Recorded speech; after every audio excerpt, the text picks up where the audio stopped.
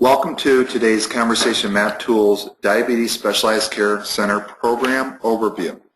Today, our goal is to look at the makeup of the Facilitator's Guide, go through the Conversation Map methodology, the role of the coach, and then the content of each of the guides, which you will be responsible for as we move forward.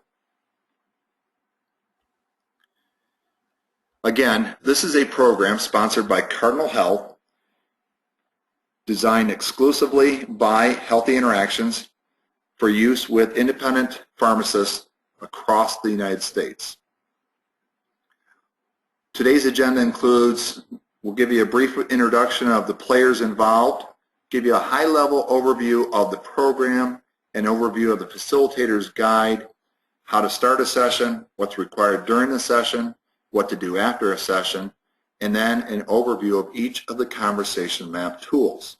We will provide an opportunity for you to submit questions to our email site as you go through this process. So as you have a question, if you think of something, just write it down. If you want to refer to a particular slide number or page number in the program, please feel free to do so. My name is Chris Hohenberger. I'm a map developer for Healthy Interactions. I've been doing the development of maps now for about 25 years, working with a number of organizations around the globe in a lot or many different scenarios, whether it be the IT industry, in the healthcare industry, retail industry, in manufacturing, etc., around the globe, and with a number of different audiences. Whether that be employee groups, educators, community folks, patient groups, students, etc. So I have a lot of experience in not only making the maps, but in the implementation process for the map process and program. Again, the client is Cardinal Health, and their development team who assisted in creating the maps were Sarah Truesdale and Samantha Hoy. In this particular program, there are 4 Conversation Map tools. 3 of those Conversation Map tools are for use by the patients themselves, and they deal with managing diabetes and either medications, monitoring, or healthy eating and exercise.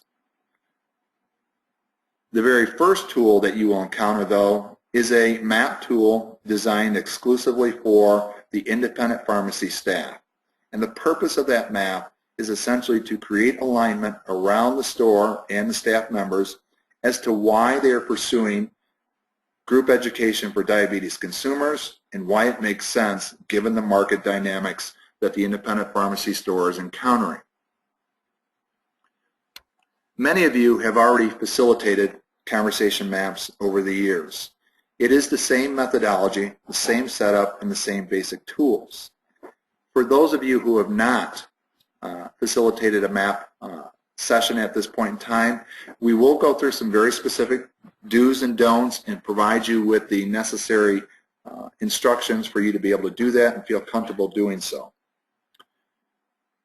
While the map methodology is the same, we are asking you to do more as contract facilitators in this program.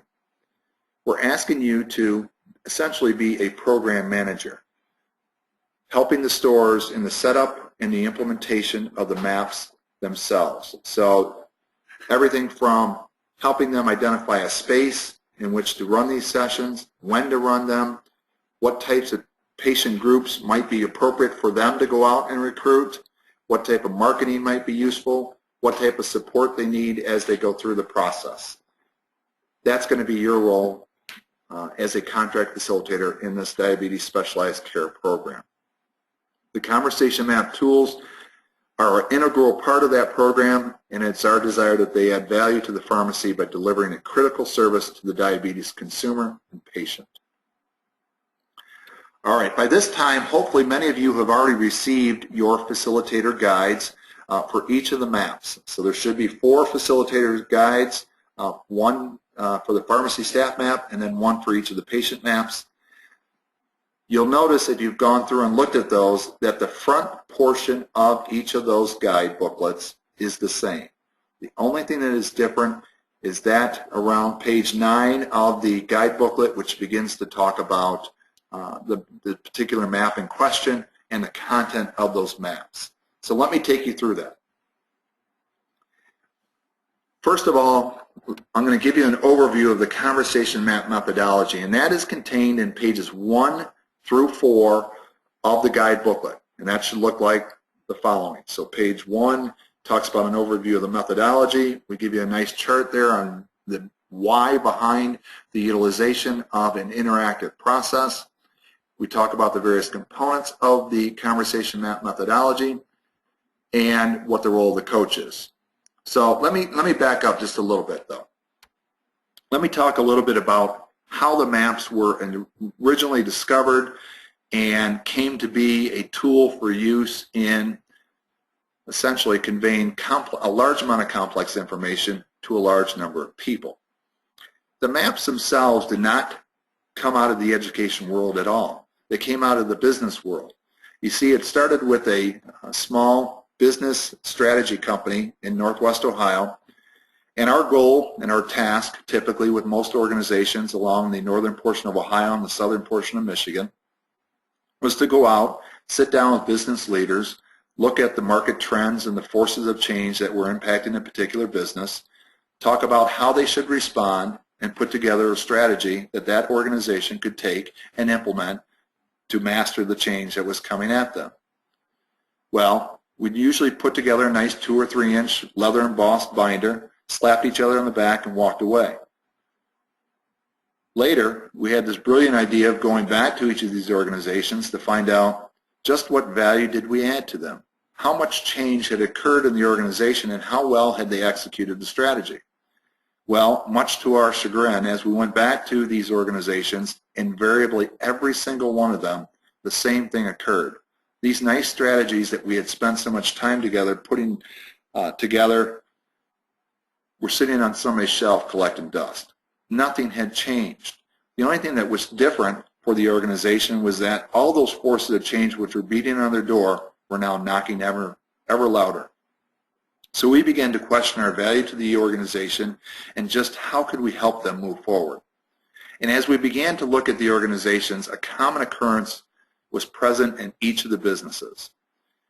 What we found were leaders on one side of the fence, so to speak, who had their eyes on the marketplace. They could see the forces of change coming at them, whether that is technological changes, regulatory changes, consumer trends that were forcing the business to move in a particular direction. The problem was they didn't have their hands on the levers of change. They weren't the people who actually touched the product day in and day out. They didn't talk to the consumer day in and day out. Therefore, they could not impact its price or its quality. On the other side of the coin, those people who did talk to the customer, who did touch the product, the doers of the world, their problem is they had the hands on the levers of change, but they couldn't see where they were going or where they needed to go. And so for us, the task became, how do we take the information which was in leadership's heads and get it out into everybody else's hands so that change could occur? Well, for most of the organization, the barrier to that taking of information and putting it in the hands of everybody in the organization came down to time and money. For example, McDonald's Corporation had 1 million people around the globe with a turnover ratio of 200%.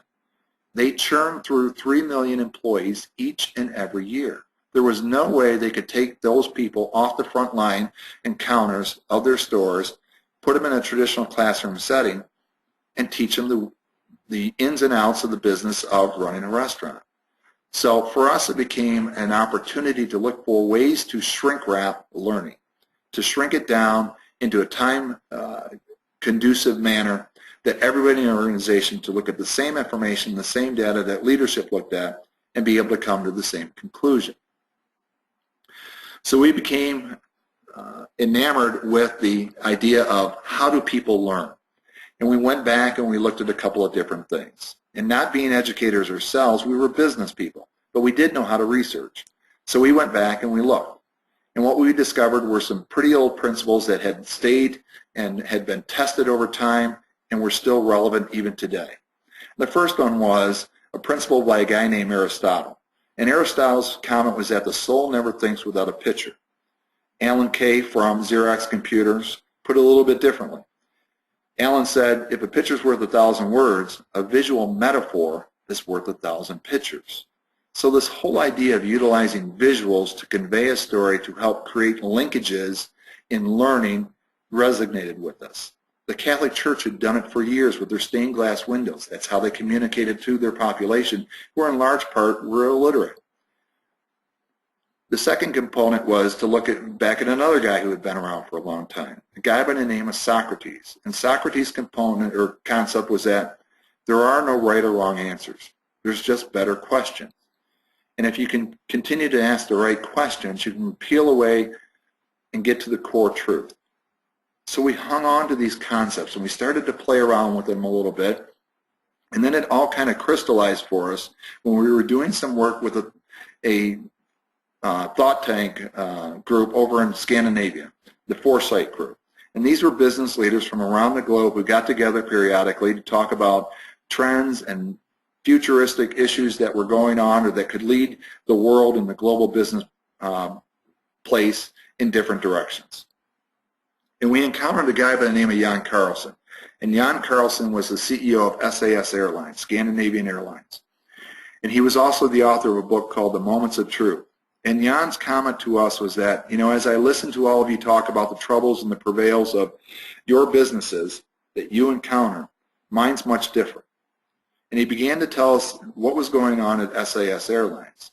He said for us, we had just gotten done overcoming bankruptcy. We were literally on the verge of closing the doors and sending everybody away without a job. But we were able to successfully develop some financing, turn the company around, and became profitable last year. Our challenge, though, is I can't get the cheering to stop. And we asked him, what do you mean? And he said, look, the world we just conquered at SAS Airlines was a regulated marketplace. This year, they're going to deregulate the European marketplace. There will no longer be government-owned airlines. We will now have true competitors. We will now have true customers. We will now have to worry about this thing called profitability and shareholders. I need my people to understand and recognize what is key and what is important in those aspects. And every time I get up to tell them about the marketplace change, I get the same thing. I get a lot of nodding of the head and a lot of saluting Jan Carlson because I'm the leader. But ultimately, all of these people walk out the door and they're going to act on their own conclusions. They will tolerate me as a leader, but they will act on their own conclusions. And for us, it was like a light bulb going on. It was how do we take and allow people to take all the information which is in leadership's head or in the content expert's head, the healthcare practitioner's head, and disseminate it out into a format that everybody can get their hands around and come to their own conclusions. If the data and information that is encountered by leadership and the experts is true and accurate, those who encounter it will come to the same conclusion. And so for us, that ultimately ended up in the conversation map tool. And if you encountered the tool, as you well know, it does incorporate all of those key principles. It incorporates visualization, the visualization of a complex system. So if we're talking about the pharmacy marketplace, the visual lays out in a visual or artistic metaphor that framework. It frames the story. It helps people use a common language to talk about the same things. Embedded within most of those visuals will be data connections, charts and information, USA Today types of graphics. These tell a story, and when linked with the visuals, can help form a powerful bond. To help people go through that visual and those data connections are the Socratic dialogue questions. Questions that do not have a right or wrong answer, but simply evoke people's opinions, their insights, their experiences, so that they can share them with one another around the table. To add to that learning component, we also offer learning peripherals, which are simply additional data points which add another context or layer of learning for the people. That if X, Y, and Z is true, what happens when you introduce point A or point B? So it allows people to take additional information and rethink their initial assumptions. Of course, all of this is done in a small group setting. where people can share in a format that is non-threatening, easy to engage in. It's usually made up of between 6 and 8 individuals. Typically, we recommend no more than 10. If you get more than 10 people, it's very difficult for the facilitator to keep the conversation on track and to make sure there's no splinter conversations. This way, everybody can participate as well. Of course, the key to all of this is good facilitation. Facilitator who is allowing people to go on the journey of exploration as opposed to telling them how great the story is or what they should think or what they should know. Let me reiterate that. It is about a facilitator who is going to allow the group to go on their own exploration and not simply tell them what they need to know. I'll talk more about this in a moment. Finally, every conversation map concludes with action planning, where we take all of the learnings from the day's session, allow people to formulate their own individualized goals so that behaviors can become modified and move forward. That's the methodology, and that's what's set forth in pages 1 through 4 of the Conversation Map Guide booklet. One of the last pieces I talked about was the role of the facilitator, and again, the less the facilitator is talking, the better the group discussion is working. I'll get into that even deeper here in a moment. The next part of the guide booklet talks about the actual role of the coach, what to do before a session, what to do during a session, and what to do after a session. So you will see in pages Roman numeral 4 through Roman numeral 8, all those components, before, during, and after the session. I'm going to come back to those in just a second. The next part of the facilitator's guide, though, is important because this is your checklist on page 1 of every guide booklet. It's a small picture of the map and then a checklist of the materials. This will become critical to you because as you arrive at each session, you're going to want to check off and make sure you have everything you need in your kit. I'll come back to that as well. The next page, page 2, through the remainder of the guide booklet, is what I like to refer to as the teacher's handbook. This is the series of questions that you will read. Let me say that again. This is the series of questions that you will read. If you just stick to the script and read the conversation questions that are laid out on pages 2 through the remainder of the booklet, everything in the process will go right. If you did nothing more than that, if you did nothing more than just simply read each question and stopped when it needed to be discussed, or stopped and handed out a card where it tells you to hand out a card, and just followed the script, the map session would work fine. But we want you to be more than fine. So we're going to talk about the role of the coach and what to do. Now, the other part of the facilitator's guide and why I call it the handbook is because we also put in there actual pictures of the cards that you will go through and need to hand out as you go through the process. Plus, as you'll see on the screen there, there's various places where we have facilitator tips, and we'll tell you what to do with each of the cards. So that's how your booklet is made up. We'll go through it in detail in the upcoming moments here, but let me take you back now to what to do before, during, and after a session. All right. Before you come to a session, the first thing I would do is I would check my kit and go through that checklist that I showed you on page 1 of every guide booklet where it has the picture of the map. Go through that checklist of materials. Make sure you have the map. Make sure you have each and every card. Make sure you have the right number of cards. After you get, what happens is typically the very first time out, everything's been checked, you're going to have the materials you need. But as you use that map over and over again, there's always the possibility that a card could get mislaid or lost. You want to at least have an opportunity to replace that card. So always review your materials ahead of time. A day ahead would not be too early. On the day of the session, you're going to want to arrive to prepare the workspace. By that, what I mean is you're going to want to make sure that the chairs and the table are set up accordingly. Typically, the way I set up a table in a session is I have the facilitator on one side of the table and the participants seated in a U shape around the map so they can see it either from the side or with it facing them. You will be looking at the visual upside down. You do not want, as much as you can possibly avoid it, have participants sitting next to you. Why? Because they're going to be looking at the visual upside down and it's difficult for them to participate. In fact, what you will find as you go through the process is that the people who are most engaged in the dialogue typically are the ones seated directly across from you, looking at the picture straight on. It's because they can see the visual better. Those on the sides are less engaged oftentimes than those in the middle. If you have an opportunity to switch seats during the session, feel free to do so. I would always encourage people to get up and move around to see the map better, to give themselves an opportunity to catch all the particulars of the visual image and the data itself. So, typically when I set up a session, I lay my cards out, I put the map face down. You don't have to, it's just an idea, and it's something I've found useful over the years. Lay it face down, it creates a little bit of anticipation, a little bit of excitement and the unknown for the people who are going to go through the process.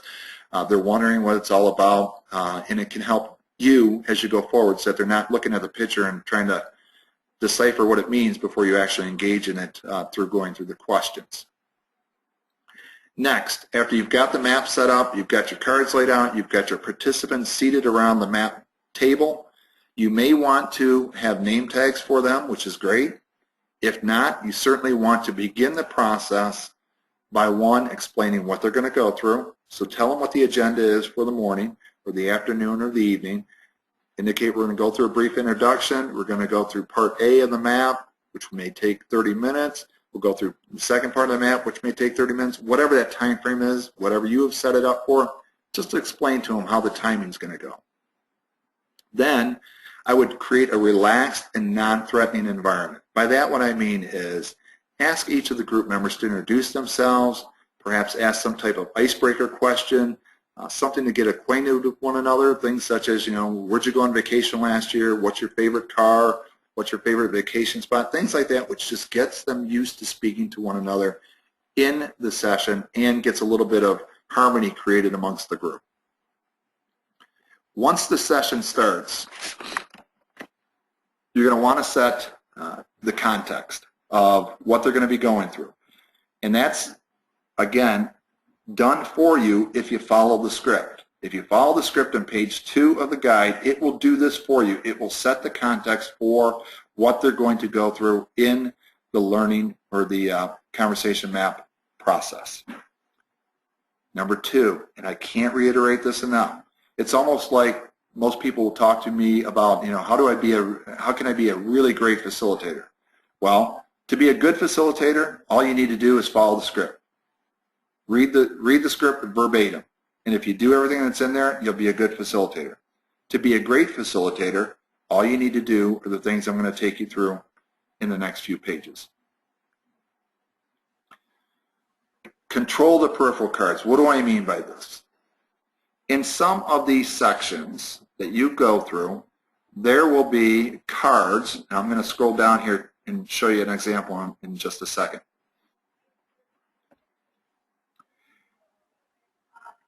There will be cards with lots of written information on them. It's difficult if you hand these cards out to 5 different people all at the same time. It's going to be a difficult process for you to get a lot out of the people in this group setting, because what's going to happen is, as the first person's reading card number 1, the other 4 people are going to be reading their own card. They're not going to be paying attention to what the first person did. So what I would suggest is hand these cards out one at a time, let one person read the information, place it down at the center of the map. Or have all 5 cards handed out to one person so that the one person's doing all the reading and everybody else is listening. But it's key that you have only one person and one card out at a time so that everybody else can engage in the process. Now, this card actually gives me an opportunity to talk about the other part of controlling the cards, and that is this. Some card exercises are matching exercises and therefore have a right or wrong answer. Typically what we suggest doing is to let them go through and match their cards to a particular spot. I think card number 1 ought to go on this stop, 2 on this stop. And as they're placing the cards, ask them why. Why do you think it should go there? And get them to explain. Get them to put their initial assumptions about the correct answer out on the table. Once they're got them all matched, say, is everybody happy with where the placements are? And if they say yes, say, okay, let me tell you which ones you have correct. Notice I said correct, not wrong. Tell them which ones they have correct, because let's say the only card number 1 and card number 5 were correct. Well, they now have to go back and have to start questioning themselves and one another over why isn't 2, 3, and 4 where we thought they were? What is it about that placement that's wrong? And it basically forces them to question their initial assumptions. They begin the thought process to reiterate, where did I go wrong? Where perhaps do I need to look at this differently? So I would go through that a second time. Say you need to work on items 2, 3, and 4. Let them have one more crack at it. After they've gone through that twice, then I would tell them where they need to place the cards. But at least give them 2 go-throughs in the card placements. That's what we mean by controlling the cards. All right. Probably the most important task you have as a facilitator is to keep them focused and on time. You want to be in general control of the learning process. You're not giving orders. You're not directing the flow of the discussion. You're not a teacher. You're a facilitator. So you basically want to make sure that they stay on topic. And if they wander off, all you have to do is basically reread the question. Or rephrase it in your own words what that question was. Feel free to remind them about time constraints. That, look, if we want to get done here by 9 o'clock, we have to be, move on to the next question. Just very simple, very gentle control of the process.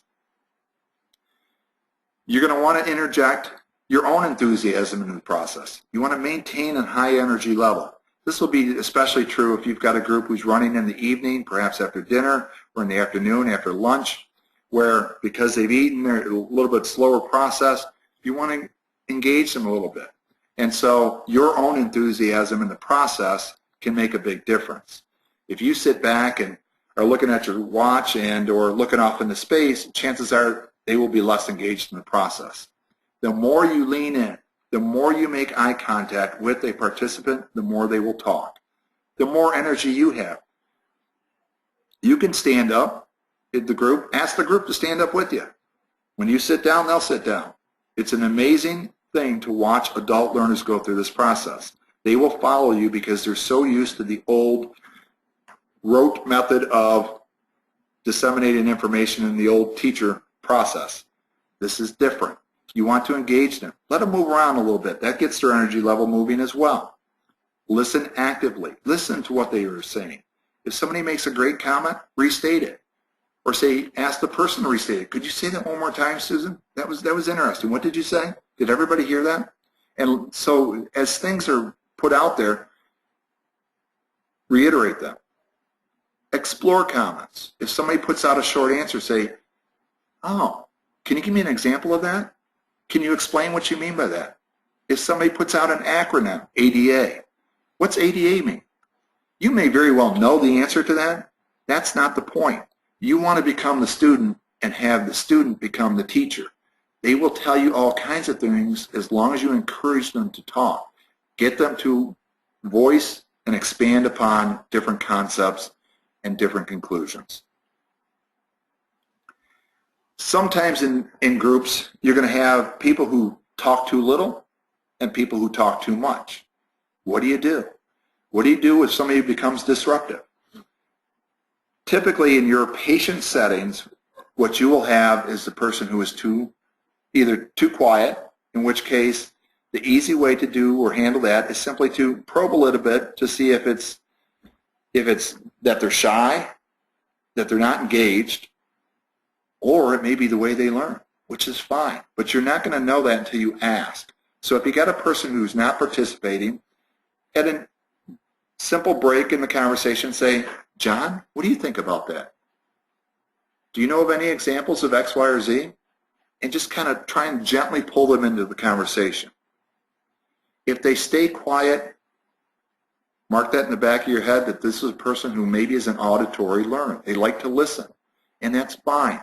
But again, you're not going to know that until you probe a little bit. But if they just give you a short one-answer question or an I don't know, that means they're not a person who likes to talk a lot. That doesn't mean they're not learning. It just means they don't like to talk, and that's fine. It also is an opportunity for you to use the cards as a means of pulling that person into the process. Have them read a card periodically. Next, what do you do with the person who talks too much? A lot of times the person who is talking too much is someone who is either, they could very well be seated right at the center of the map, and because they see everything better, they want to talk more, and that's okay. But it also is, they just have a habit of taking things over.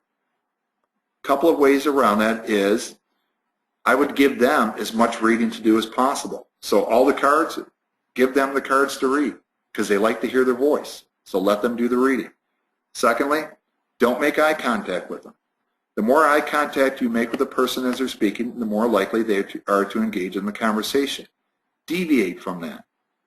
Look off to another place. Look down at your questions. They'll begin to understand that, oh, maybe what I'm saying isn't all that right. So maybe I shouldn't say as much, and they'll back off a little bit. So that's a way to handle it as well. The other thing you can do, as I said before, if they are seated in the middle of the table, move them around. If they're seated on the side, that might handle some of the vocalization as well. Avoiding teacher-pupil responses. What do we mean by that? What you want to do is, as a question is asked, if one participant gives an answer, you don't want to say correct or great answer, because what you've told the rest of the people around the table, don't bother participating, we just got the right answer. So instead say, oh, okay, good input. All right. Anybody else? Anybody else have anything to offer? Always looking for an opportunity to pull other people into the process. The next item is a process that has worked for me time and again. Silence can be golden.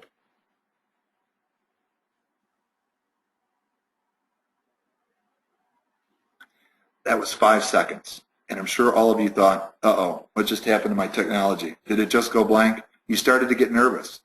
The same thing happens in a group setting.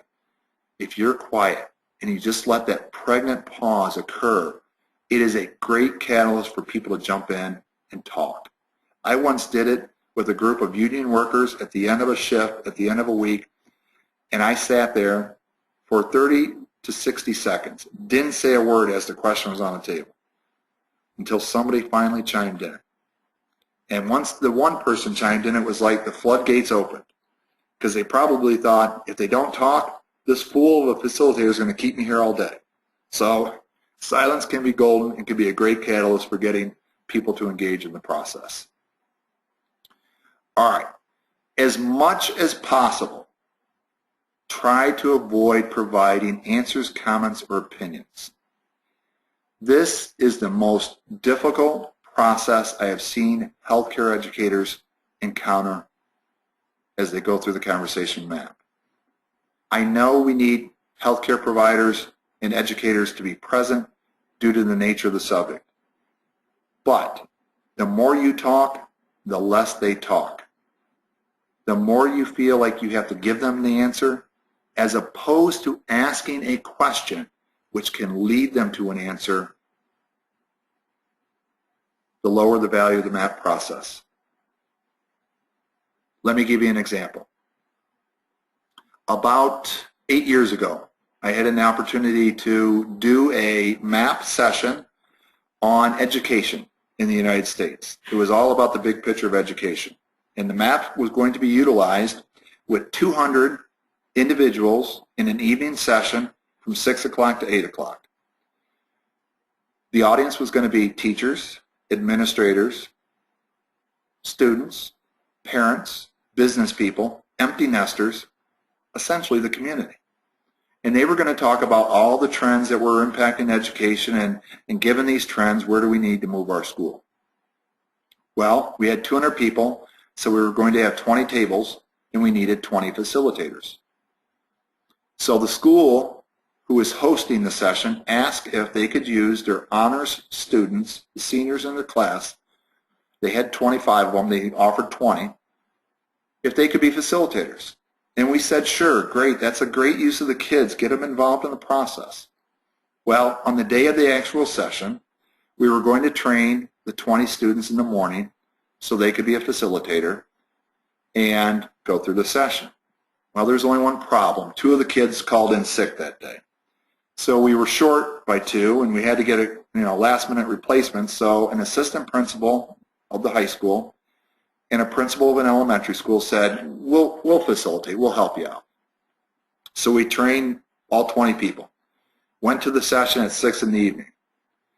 For a 2-hour span of time, 180 people, 18 tables, had great conversations. Great conversation. People were engaged. People were laughing. People were talking. People were coming up with ideas about where to move the school. 2 tables had 20 people nodding their head. I'm sure you've already guessed which 2 they were. They were the principal and the assistant principal. The people who were in a leadership, who were in a content expert position, who felt like they had to tell the story as opposed to allowing people to go on exploration on their own. To move from that good facilitator to that great facilitator, it's all about taking your expertise and finding a way to ask a question to lead people to the conclusion they need to get to with the data, which is before them. So utilizing hypothetical questions, using example questions. Say, if John did this with his eating habits, if he had 3 Snickers bars before he ate his, bowl of vegetables, what would it do to his blood sugar? Giving examples, giving an opportunity, asking questions that you'll know because you're the expert in a way, in a format that allows people to come to their own conclusion. That's the key to great facilitation. Now, obviously, there's going to be occasions where they just can't get it, and you certainly don't want to leave the table with that happening. My suggestion would be this. I would go through the MAP process, and if there's been 1 or 2 misstatements or miscalculations, I would let it go through the process, because sometimes people have an aha after they get the 5th, 6th, 7th piece of information as opposed to that 1st or 2nd, and it takes them a little bit of time to think through it. I would let them go through it, but at a convenient point, at a break, at the end of the session, say, you know what, there were a couple things I just want to correct you on. There was this statement made, and actually it's this, and here's why it is. I wouldn't let them leave the table with the wrong answer, but I would at least allow them to go through the process first to see if they couldn't get there on their own before I shared with the input. That's my expert facilitation comment for the day. All right. There will be times, as I indicated in our initial webinar, each of the conversation maps that you'll be utilizing is engineered to be 2 hours long. You can break those up into meaningful sections, such as if you wanted to do a 1-hour session, that's fine. You can do 2-hour sessions, that's fine. It's going to probably be a function of whether or not the patient group can allocate that amount of time to the session, all right? It'll be an individualized process. You'll need to figure that out with each of your independent pharmacy stores. Do so. If you're doing a 2-hour session or a 1-hour session and you know you want to get to the end of, let's say, section D, and you find yourself running behind, what do? How do you somehow crunch time a little bit? There's a couple of things that you can do. There may be a card exercise where there's 10 cards, the myth and fact cards, which you'll find in the managing diabetes and medications, as well as in the monitoring. You may want to skip 1 or 2 myth or fact cards. That's fine. It's not going to hurt the process at all by cutting down 1 or 2 cards like that. Obviously, you can't skip a card if you're doing a matching exercise, so that wouldn't be a relevant method to do. You might be able to skip a question or 2 if it seems redundant or it's already been covered in some way, shape, or form earlier in the conversation. That's a possibility. Thirdly, and this is probably the one that's probably easiest for you to do and will save you the most time. As you go through the guides, there will be some questions that will just be intuitive to you. You'll know what the next question is. Or as you're actually in the session and you look down and you see what the question is, instead of going back and reading it verbatim, paraphrase the question. If you know what the next question is all about and the content of it and where the group is supposed to be going, just ask the question without reading it. That's fine. There's no rule against that. As long as you stick to the basic flow of the guide booklet, you'll be fine. All right. What do you do after the session? Well, you're going to distribute the handouts and collect any feedback, suggestions, or ideas. So again, each of the guides, facilitator guides and kits have satisfaction surveys that we will ask you to have the patients complete at that point in time. Have them fill it out, collect it right then and there. If there's unanswered questions, if there's a question that had a wrong answer left out there, now is the time to answer those or address those concerns. Obviously, you always want to lead by expressing your appreciation to the group member. You might even want to offer an opportunity for them to give some feedback as to what they liked, what they didn't like about the session. It may be able to offer you some guidance on how you run the next session. It's also a good opportunity if the pharmacy staff people have decided to attend the session. They may have a question or two that they want to ask the consumers, the diabetes patient. How can we better serve you? What is it Walgreens is doing that we're not doing? Those types of questions are great questions to have a little bit of a conversation about at the end of the session. Feel free to do so. Okay, what I've just taken you through there on pages 4 through 8 is all about the role of the coach and the facilitator. If you are dealing with a Tier 2 pharmacy and your task is to train their individual staff member, one or more, to be a facilitator, what you're going to do is at the conclusion of the pharmacy staff map, you are going to take an hour and you're going to walk them through what I just walked you through from page Roman numeral 1 through Roman numeral 8. I would take them through that information. Tell them a little bit about the process, about the 6-7 components of a conversation map, and then what to do before a session, what to do during a session, and what to do after a session. That's how you're going to train the trainer, the same way I just took you through. You can use examples. Since you will have just run the pharmacy staff session, use examples of, notice when a question was asked, this is what I ask of you. I ask you to give me an example. That's what we're talking about. So just use your session to reiterate and reinforce the points which are laid out here on pages Roman numeral 1 through Roman numeral 8. Okay. At this point in time, what I'd like to do is take you through the actual content of the particular maps. The first one we're going to start with will be the pharmacy staff map. Now in this one, I've got the entire guide booklet with the beginning question all the way down through the last question laid out for you so that you can see it in total. When I get to the patient maps, and you'll see here, what I'm going to do is walk you through the top of each section, which has an overview of the content we covered in that section. That way we won't go through each and every question verbatim. All right. Let's start with the pharmacy staff map. And again, recall, this map is all about first exploring in sections A, B, and C, the pharmacy industry itself. We're going to look at a little bit of history. In the look back section, we're going to look a little bit at the competitive environment in section B, and then we're going to look at the independent pharmacist in section C. In section D and E, that's all about diabetes consumers specifically, and I'll show you how that all works out. In this first section, again, if you did nothing more than just start your reading during this session and just read all the way down to the end of question 3 and have the group respond at that point in time, you're starting off great. That's exactly what you need to do. That's how you start. Read it through. Because if every question 3 is going to be the same, it's going to be have the group stand up and look at the visual, or better yet, what I suggest is that you as a coach just simply hold up the map by its 2 end corners so the group can look at it from a distance. The reason for this is simple. When you hold that map up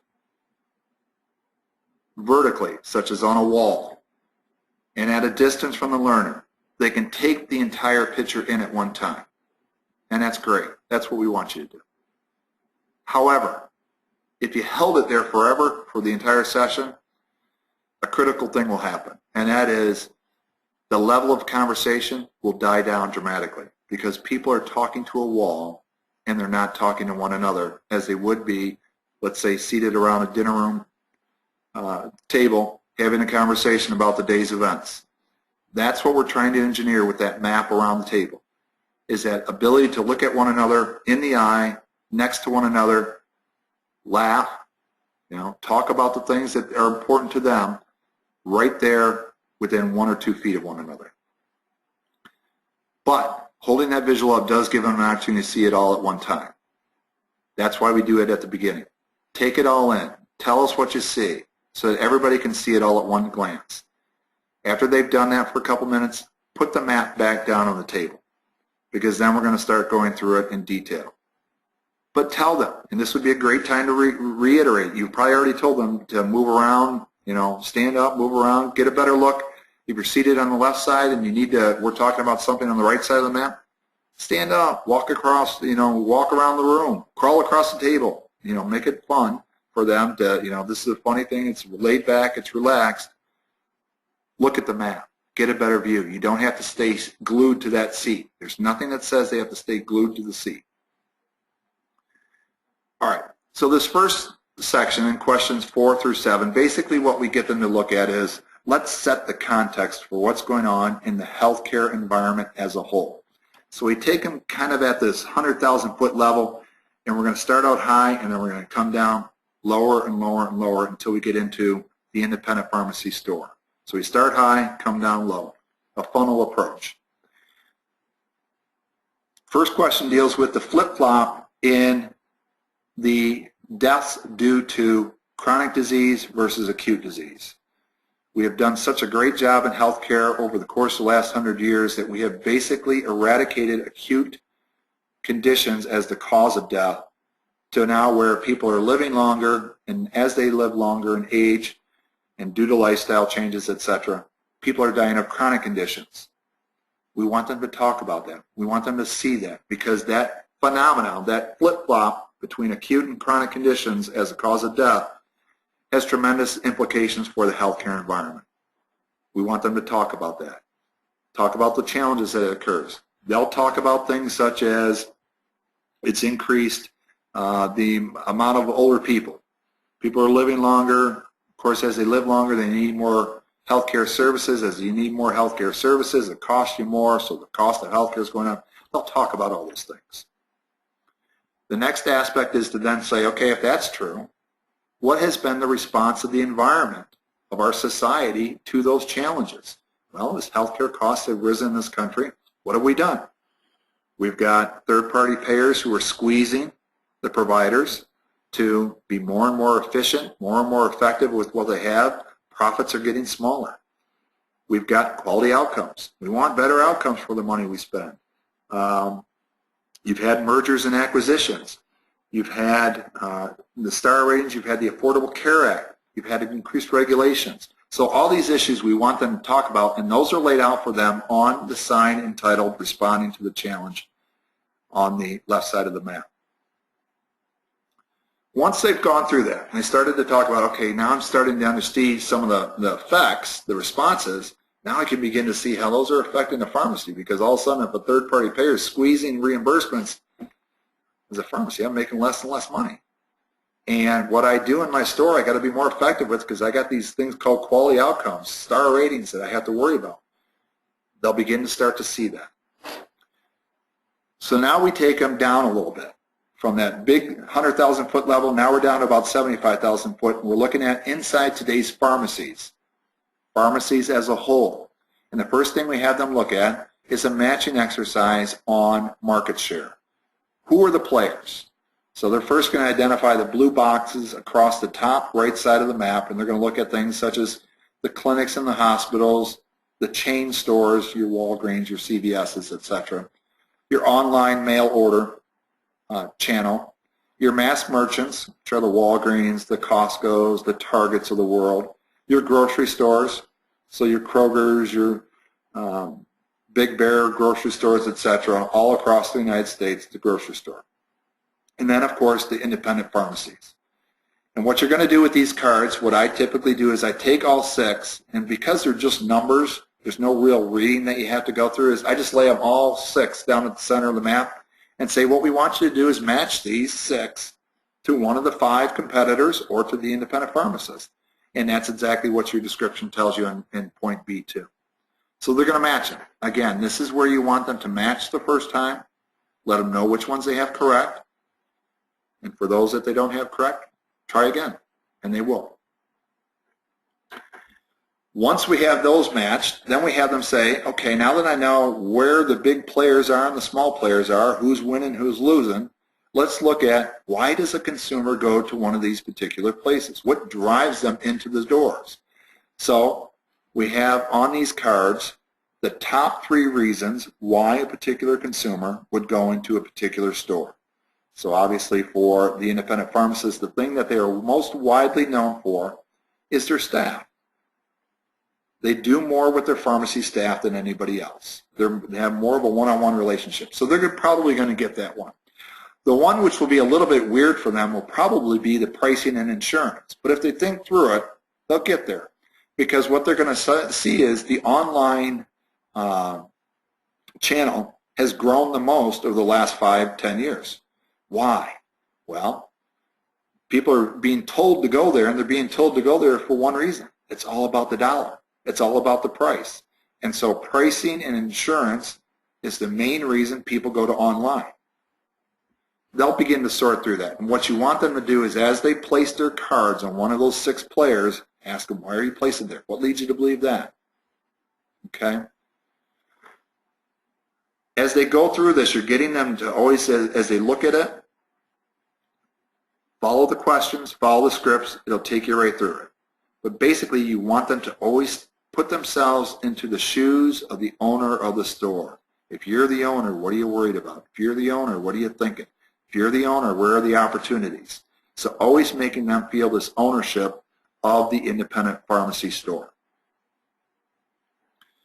In section C, we get into the nuts and bolts of the actual consumer. And here we're going to take them down now from the 50,000 foot level or 75,000 foot level to the 50,000 foot level. We're going to look at the independent pharmacy from here on out. And then we start first with describe the independent pharmacy consumer. What do they look like? What's their demographics? What are their race, age, sex, household income, education, insured or not insured? What are they? What do you think? And just say, and again, you always have to remind them that these are national numbers. Let me stress that again. Most of them will immediately go to, I'm in Dallas, so I'm going to think Dallas. You got to pull them back and always say, no, these are national numbers. Now, keep in mind, national numbers. Because if you're in LA, and you're in downtown LA, I guarantee you most of the consumers are probably going to be Hispanic. Well, you got to think from a national standpoint, while Hispanics are growing at a great rate, they're not the majority of the population. So it's kind of a no-brainer when you think about ethnicity from a national level, the white population is going to be your major one. So always kind of remind them that, remember, think nationally, don't think regionally, okay, when they're giving their guesstimates. All right. Once they get the kind of prototype of the consumer down, now you're taking them to a different place. And the next piece is really the key portion of this map. Let me reiterate that. Question C4 through the end of C is the key component of this map. So when you leave this webinar, I would read that section. C4 to the end of C. And what it does is this. in 2013, a year ago, they did a survey of the independent pharmacy customer. Basically what they did is they stood at the door of an independent pharmacy, and as a customer walked in, they said, "For what ailment are you here?" Okay? They said, "For what ailment are you here?" Not, "What do you suffer?" They didn't ask them that. They said, "Why are you here?" And they gave, the top 5 answers they gave were hypertension, cholesterol, allergies, pain, and diabetes. If you look to page 6 of your guide booklet, you'll see them all laid out there. Hypertension, cholesterol, allergies, pain, and diabetes. Those were the top 5 reasons that were said. Those are the top 5 volume numbers. So when they get to this card exercise, that's what they're doing. They're matching where are the consumers. Again, this is what they said they were there for. It may not necessarily be why they were truly there. And that will become true here in a second, you'll see. So, once they get matching the numbers of people in each of the disease states that are laid out on your map, once they do that, we then ask them to think about money. And we get them to do that by looking at it in one of 2 ways. We know that in the back end, because of the insurance companies and the Medicare and Medicaid folks, they're putting a lot of pressure on prescription drug sales and basically squeezing that down so that the amount of profit that the stores make on that back end is 23 cents on the dollar. And by gross profit, what we mean is this. It's the cost of the drug that the pharmacist pays, and then its price. So if I sell something for $100 and I have to pay $67 for it, well, I'm only making $23. Okay? So that's what they're looking for. I'm sorry, I said that wrong. It's $77, excuse me. If I paid $77, I'm only making $23. That's where all the regulations are, is on the back end. On the front end, gross profits are different, because here at the front end is where you're selling the things such as ACE bandages, heating pads, meter strips, the meters themselves, vitamins, all the things that are non-prescription oriented are in the front end of the store. There's a lot more ability of the pharmacist to control the pricing there, so the profitability is different. What we're going to get the people to do in question 6 is to guesstimate. Give their best guess as to how much, if the back end's only making 23 cents on a dollar, how much do you think the front end's making? And just have each and every person give their guesstimate. Because they'll find that out in the next one, when, or actually in the answer box, which is the end of page 6, you'll see it gives you the answer, which is 38 cents on the dollar. So you make about 1/3 more up front than you do in the back end. So that's where their profit mark. If you're a business owner, that's where you want to sell most of your products, at the front end, because that's where the profit is. So if that's the case, now we get them to look at, all right, if we make more money in the front end, who's buying what of these 5 consumer groups that we just talked about? The diabetic, the cholesterol patient, the hypertension patient, the allergy patient, and the pain. Who's spending the most in the front end? And what the cards do here on page 7 is they identify the top 7 items that each of these customer groups buy, how much they spend annually for different products, and then how much they spend in total for those products.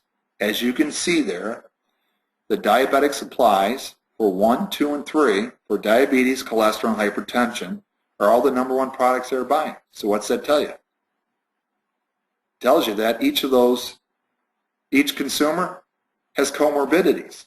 The diabetic consumer's walking in there, and while they may say they have cholesterol, they're there because they have high cholesterol, they're there because they have hypertension, they're really there because they have diabetes.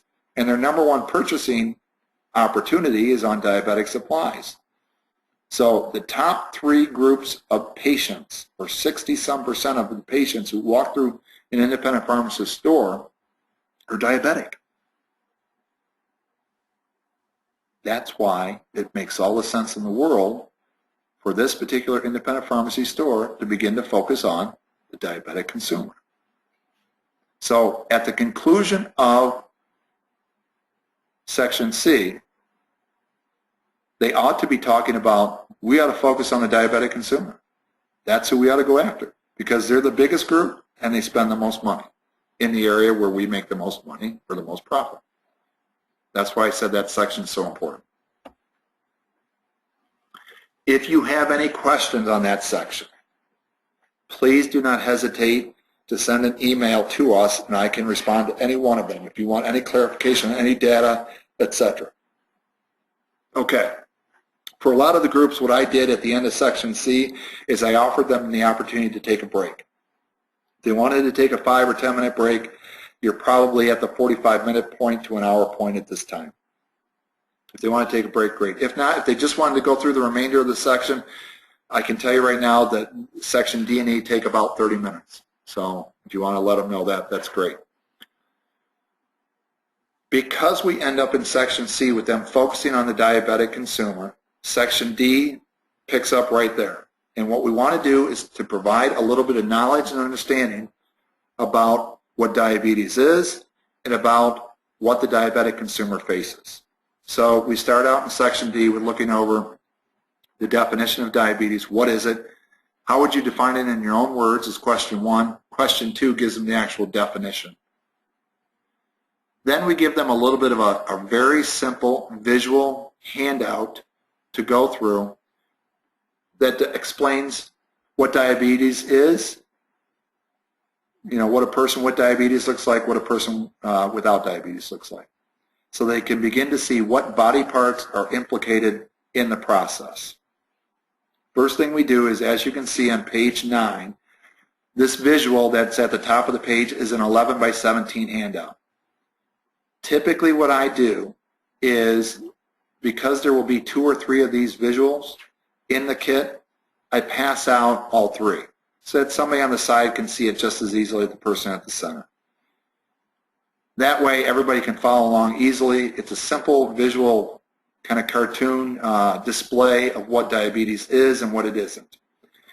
The first thing we ask them to do is, you'll notice there are dotted boxes with a single word in each of the dotted boxes, which pertain to a body part or body function. So for instance, you've got pancreas, you've got insulin, you've got glucose, you've got fat, you've got muscles, you've got the liver, all identified in one of those dotted boxes. And the reason we want them first to read those dotted boxes is because we are then going to give them a little bit of a description about how those particular 6 aspects work in diabetes. So we give them then in question number 4, defining diabetes. We define how the pancreas reacts, the liver, the fat, insulin, blood glucose, and muscles.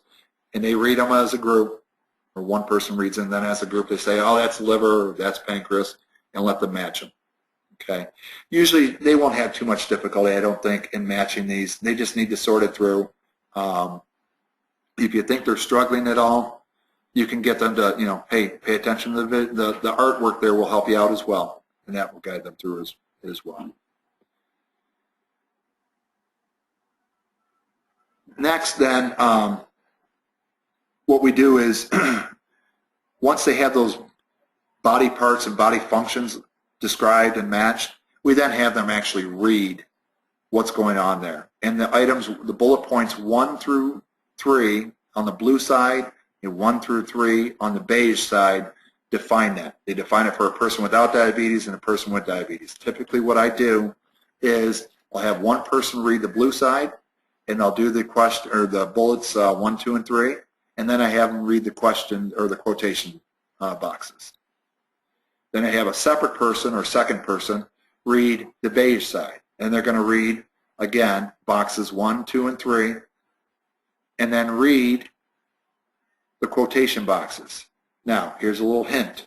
The quotation boxes, to be most meaningful to them, on the blue side, you should read them from the outside in, so from the left to the right.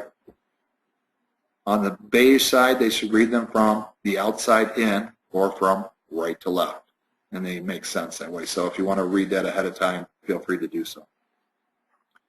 Okay, From there, then, we have them engage in an exploration of additional information about diabetes, myth or fact cards, and these are various myth or facts that you can find on the ADA website that talk about things people ought to know about diabetes and that they, as pharmacists, should have a good handle on.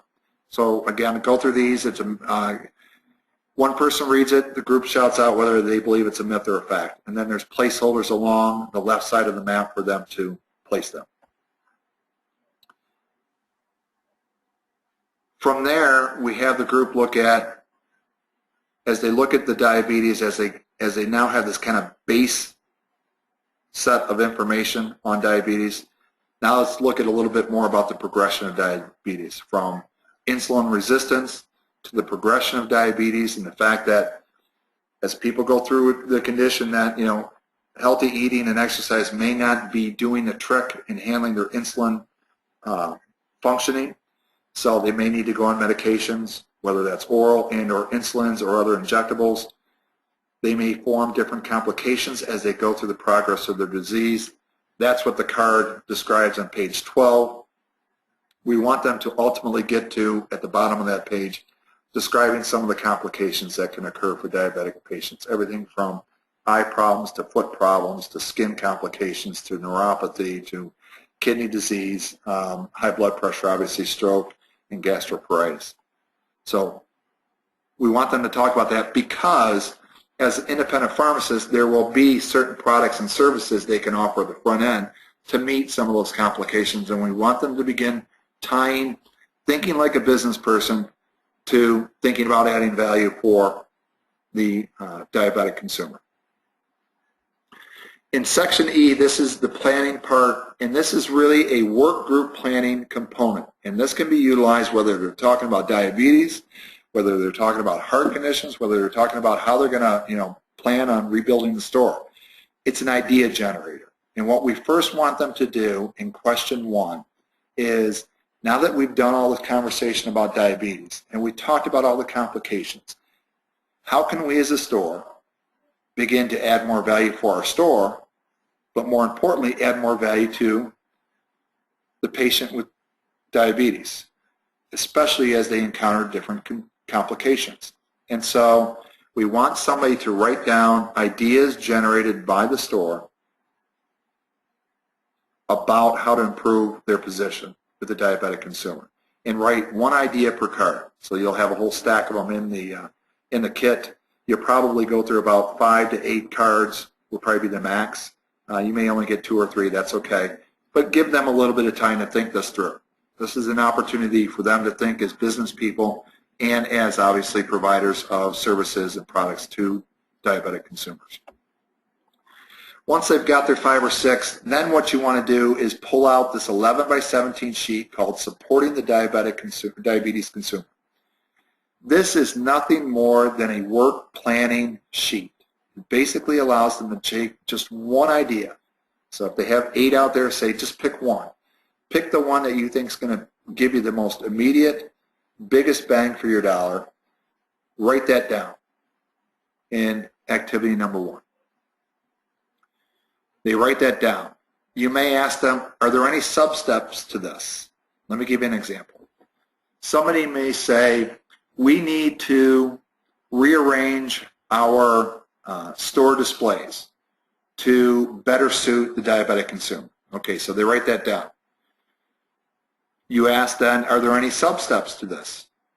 And they may say, well, we may need to order additional supplies for the diabetic consumer. We don't have them all covered, so we want more. Or we need to get the marketing materials out here as well. We don't want to put them in the back room. So there may be some sub-steps. Just ask. Then you're going to go right across the page. At the top there, you will see blue circled numbers, 2, 3, 4, 5, and 6. And you're going to have them fill this out as a group. Again, this is a group page, so you only need one of these 11 by 17 sheets. It's a group activity. So they write down their activity. We're going to redo our displays. You're going to ask them, who's responsible? Who's the person who is going to own this? So this has to be somebody who's going to basically be responsible for making sure this work takes place. Then you go to question 3. When will it be done? And just continue to go right across the top of that page there until you end up with, you know, do we need a follow-up? Who else needs to be involved? Etc. Okay? That, and then the final is basically, now that we've done all these, if we implemented this idea, what's it going to do for our store? What's the story that's been laid out before you? That is the staff map. And as you can see, the staff map sets up the 3 patient application. It makes the case for having patient education makes all the sense in the world. Now, the store may or may not have done a good job of telling everybody in the store, all the employees, the clerks, the pharmacy techs, etc., what the program is all about. You may need to take time at this point and explain to them, here's where the Cardinal Health program comes in. We're going to provide group education to patients, and this is how we're going to do it, whether it's Tier 1 or Tier 2 or Tier 3, excuse me. So this would be the time that you would explain it. If they already know it, that's great. You don't have to go over it again, but I would ask them, how much do you know about the Cardinal Health program? And just go walk them through it if they don't know anything, okay? Again, if you're Tier 2, the next hour of your 3-hour session with the store is going to be spent with that individual who has been identified as your facilitator. And what you're going to be taking them through is those pages Roman numeral 1 through Roman numeral 8 and how that guide booklet's set up and what they need to do before, during, and after the session. Okay. All right. Let's get to the patient applications. We just did our staff map. All right. The next 3 applications, as I've been talking about, are managing diabetes and medication, managing diabetes and monitoring, and then healthy eating and exercise. I would actually suggest, although there's no hard and fast rule on this, but my suggestion is that you go in this order, that you start with the managing diabetes and medications, then go to monitoring, and then go to healthy eating and exercise. And the reason why is this. Most of your diabetic patients, the one that they would ask for first, or the one they would sign up for first, if given a choice, would be your healthy eating and activity. And the psychology of that's pretty simple. If I was newly diagnosed with diabetes, the first thing I would want to do is be able to take control of my own condition. I'd want to be able to handle this without having injections. I don't have to go back to the doctor again. I don't want medication. I want to do this on my own. So tell me all about what I should eat and not eat, and I'll do that on my own. I don't need you guys. I don't want to spend the extra money. I don't want to spend the extra time doing that. I got to go to the grocery store anyways. So they would gravitate to that one first. The problem is you may not see them for another 6 months, because while they're off experimenting with the healthy eating and activities and seeing whether or not that did or did not make a difference in their diabetic condition, they may not come back until something goes wrong. And so what you want to do is lay the foundation for them, first with managing diabetes and medications, then with the monitoring map, and then with healthy eating and exercise. All right. So let's start with the managing diabetes and medications. This particular map application, again, the checklist for materials is going to be on page 1, so you see them all listed there. You'll have your facilitator's guide, your map, obviously, which is displayed right there for you. You've got your different cards listed there in bold, so you want to make sure you have all of those, your conversation topics, your body and diabetes, etc. So let me take you through what this map is all about. In this one, I'll go a little bit faster than I did with the pharmacy staff map, because some of this, being the healthcare experts that you are, these are going to be a little bit more in tune with what you guys have been teaching over the course of the past years. All right. In this particular application, we want people to understand what diabetes is and how it affects the body. We're going to talk about common myths and facts about the disease. We're going to talk about the basic targets and testing of blood glucose. We want them to understand what high and low blood glucose are. What is this phenomenon? We want them to understand the natural course of diabetes and the strategies for management.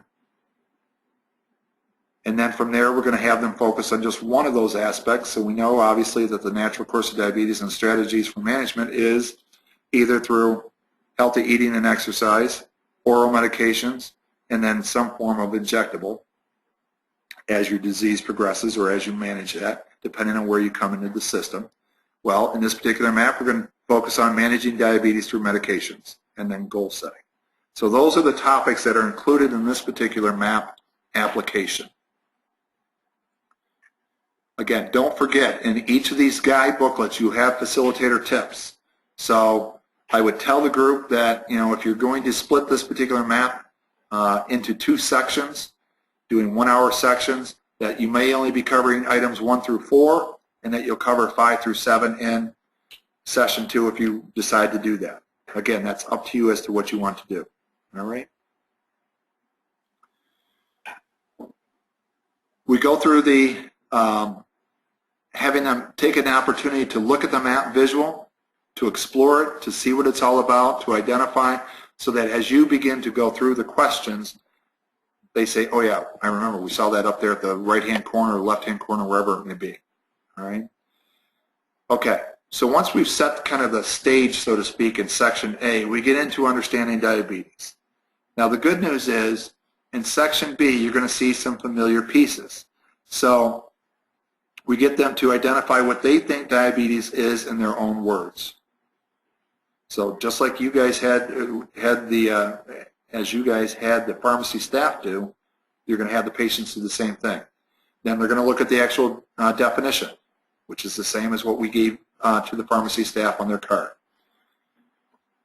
Then, from there, we get the group to look at how diabetes affects the body. So as you're looking into this gray box here, the next piece we do, and I didn't actually show you the actual questions or the picture of the thing since you've already seen it, but how the body works, that little 11 by 17 diagram with the blue side of people without diabetes and the tan side of people with diabetes, how the body works, we do the same exercise with these folks. So they're going to go through the same exact thing that the pharmacy staff went through.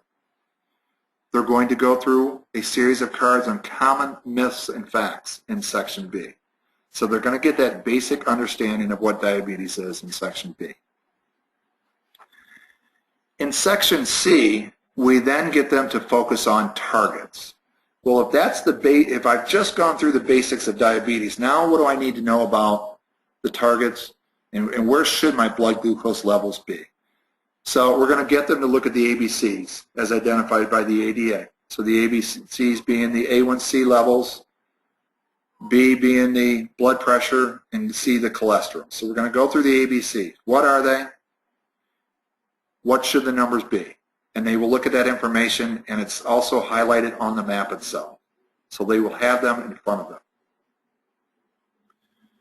We will go through how and when to test blood glucose. So as you look on the left-hand side of the map, there will be specific signs which identify how they test their blood glucose levels and when they should test their blood glucose levels. All right? What happens, what the information can tell them after they've tested it. So they'll look at the results. If you test in the morning, test after a meal, test in the evening, etc., and what that information can tell folks. Next, in Section D, we get into gaining an understanding of what the high blood glucose is and the low blood glucose is, the hypoglycemia and the hyperglycemia. What is it? What are some of the symptoms of it? And how do you treat it?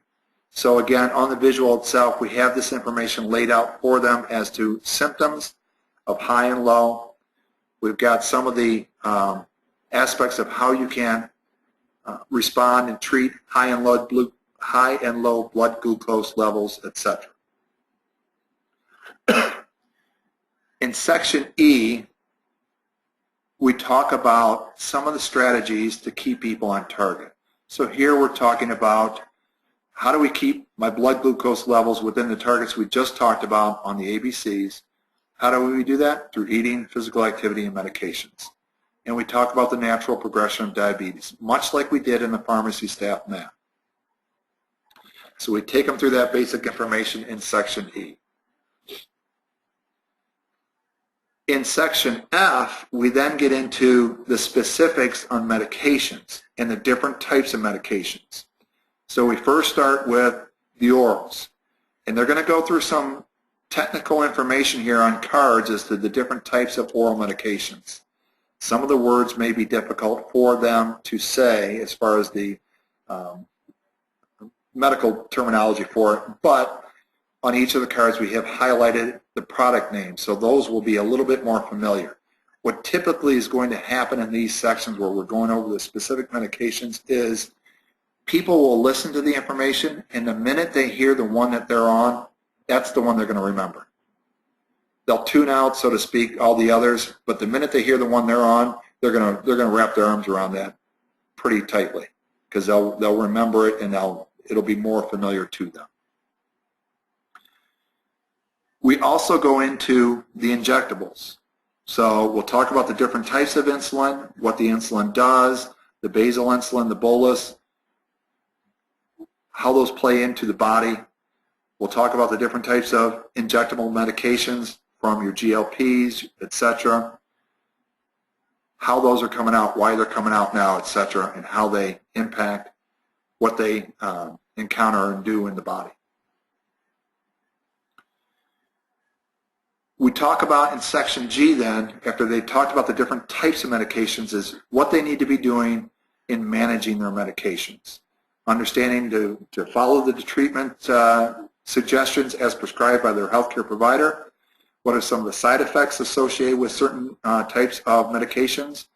How they should manage multiple medications and other considerations. So in this section, we're going through that type of information so they have a handle on what to do given their particular regimen. We conclude with section H, which is their setting goals and their support network. So we first identify some of the key learnings that they have. What do they want to do differently to manage their diabetes better? What some goals might be, how they're going to make the change, when they're going to make the change, and who they're going to involve in that process. So we ask them to start off by doing that with their My Goal sheet. Each individual will be given a My Goal sheet that they can fill this information out. Okay? Again, the critical piece here is identifying the goal and then identifying the people who they need to involve in the process. We want them to reiterate that it's not a one-on-one situation, that everybody needs support, whether that's through their healthcare provider or from their family member or loved one, etc. We conclude with a summary of everything that they talked about in this particular map application. Again, we start out, if you think about this map, we start out at a high level with just basic understanding of diabetes and continue to funnel it down until we get down to the medications, some of the side effects, some of the more specific things as it pertains to them before we get into their goals. So it's always this kind of funnel approach in how we attack the information and subject. The next map that is in the series is the importance of monitoring and their diabetes. So in this particular map application, we're going to go over the ABCs again, but we're also going to look at some other key metrics or measures that they need to be aware of as their diabetes journey continues. So things such as eye testing, foot test, obviously getting their cholesterol checked on a regular basis, their blood pressure, etc. So all the various tests that they should be getting either on a regular office visit and or annually or somewhere in between there. Okay. We will get into information about knowing when to test, keeping records, what you can learn by tracking your numbers, understanding what impacts the numbers, and interpreting the results. So let me take you through this again, each section by section. I have not displayed the entire facilitator guide here, just the key sections that I'll walk you through, and then obviously you'll have your facilitator guide booklet that you can go through in detail. Again, a lot of this is going to be commonplace for many of you who have been doing this type of education. Again, page 1, and I cannot reiterate this enough, it's all the same in every single booklet. You're going to have this checklist of materials and a picture of the map itself so you can see how it's all displayed. Section A, again, pretty much similar to the prior map in that we're going to go through the conversation topics. We're going to have people look at the map itself, the visual, so they can acquaint themselves with the visual, see what's all displayed there, see how it's laid out, so that as we go through the map session, as we go through the guide, they will see where things lay out in the flow of the map itself. As you'll see in all three maps, we pretty much go the same way. We start on the left-hand side, typically down at the bottom left-hand corner, go up and around the top, over to the right-hand side, and finish at the bottom right-hand corner. There's a logical reason for that. That's how people look at historical timelines in the United States. If we were in China, we might look at this differently because they read right to left, we read left to right. We learn left to right. So that's why it makes sense to visually display it that way. Okay, Section B. In this, again, we're going to look at the various measures. We're going to reiterate and review the ABCs. We're going to talk about the monitoring. The reasons you monitor is to avoid and reduce the complications. And then we're going to talk about the other important measures that they need to look at. Everything from glaucoma test, eye test, foot checks every time they go in to see the doctor or podiatrist, skin checks, etc. So we will go through all those very critical measures, again, as laid out by the ADA. Then we're going to take them back to the one test that they're probably going to, not probably, but they do every day, at least once, if not more, and that is the testing of their blood glucose levels, the pinprick.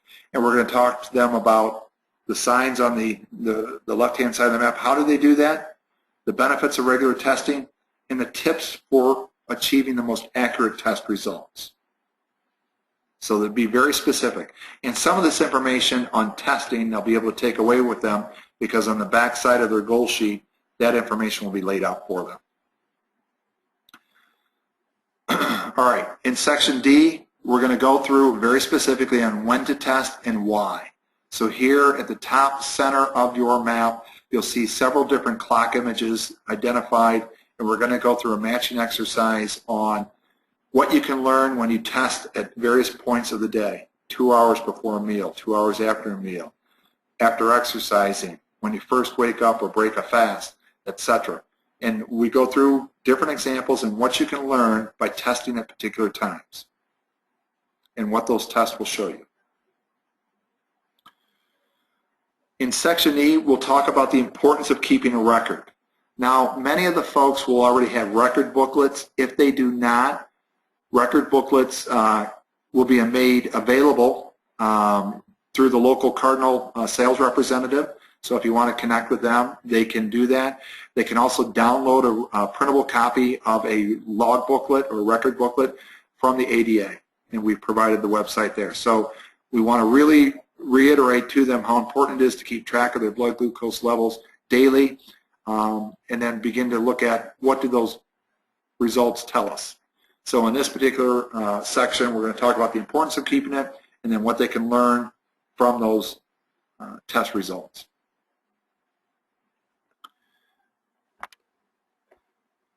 In Section F, we're going to talk about what impacts the numbers. So now that we know when to test and what those results will tell us, now let's look at what's impacting those numbers. So what's caused a spike at a certain point in time, what's caused a drop in my blood glucose levels.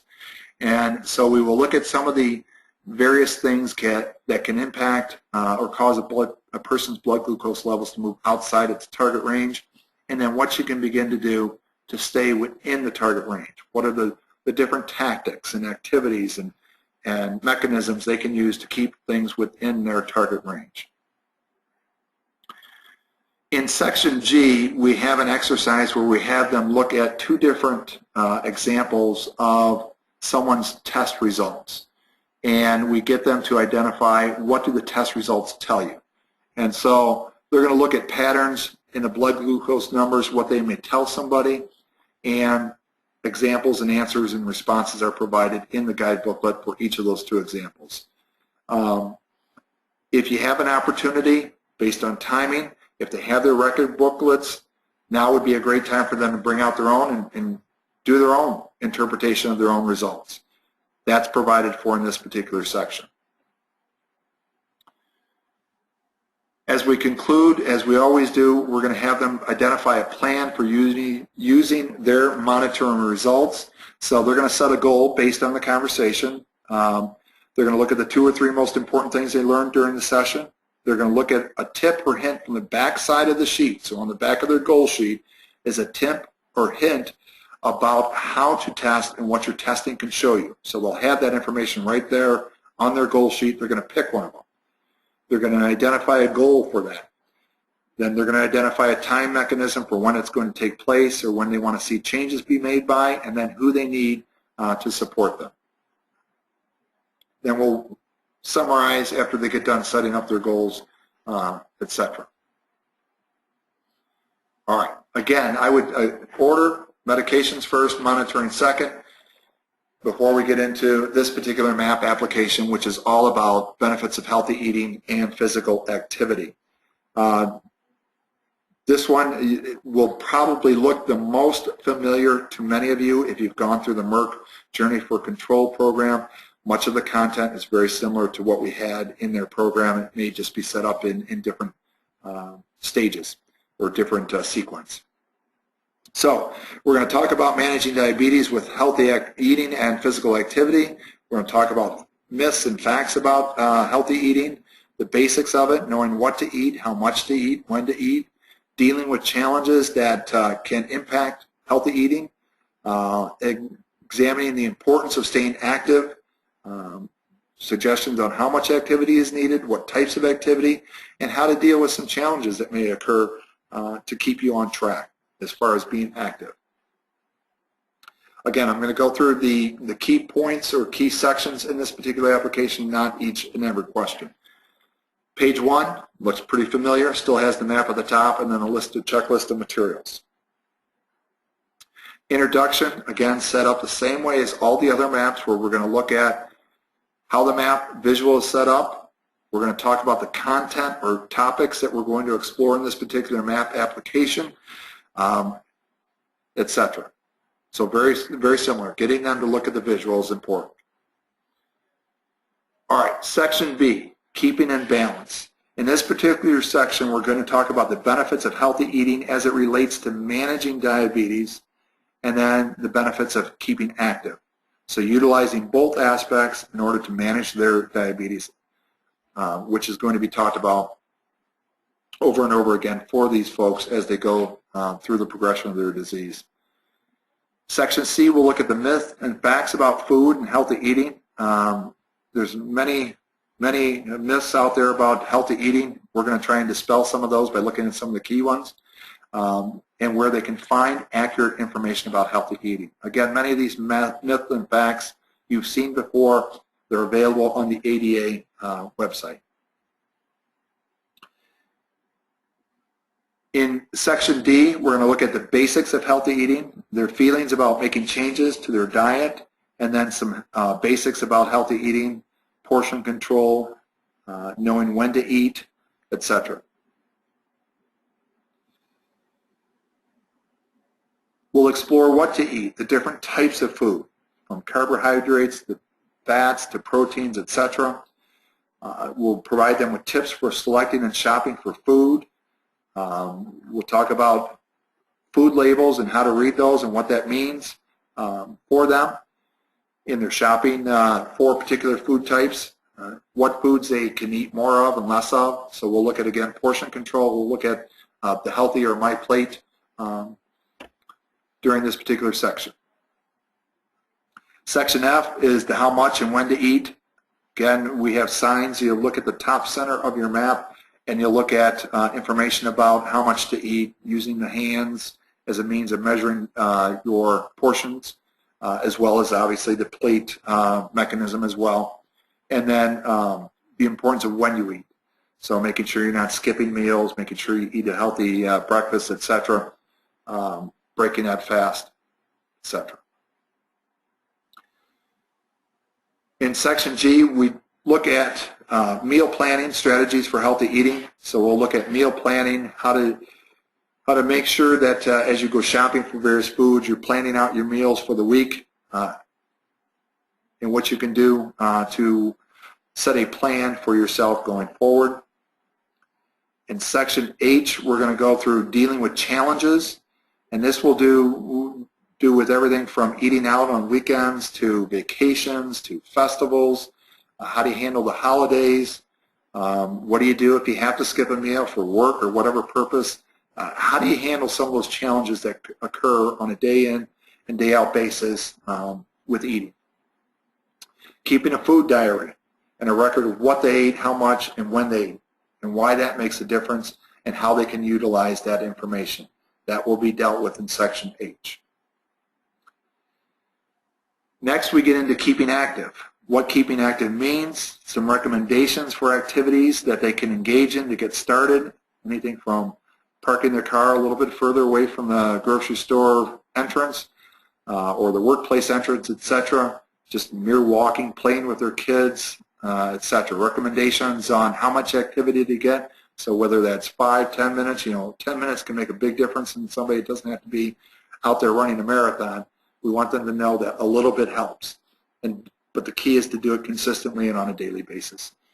Challenges they might encounter for keeping active and how to overcome some of those challenges, getting somebody to work with them or stay active with them, doing things as a group, having somebody remind them, etc. In section J, this is our goal setting area. So here we're going to get them to set a goal based on the conversation, how they can involve their loved ones in helping to achieve those goals. Again, on the back side of this particular goal sheet, there are some tips for them. Make sure you remind those of them about healthy eating and activity.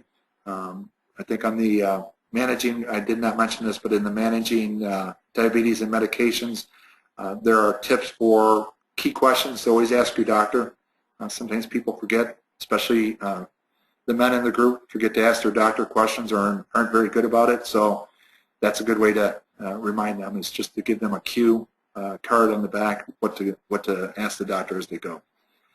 The conclusion then, again, we summarize everything that we talked about in this particular MAP application.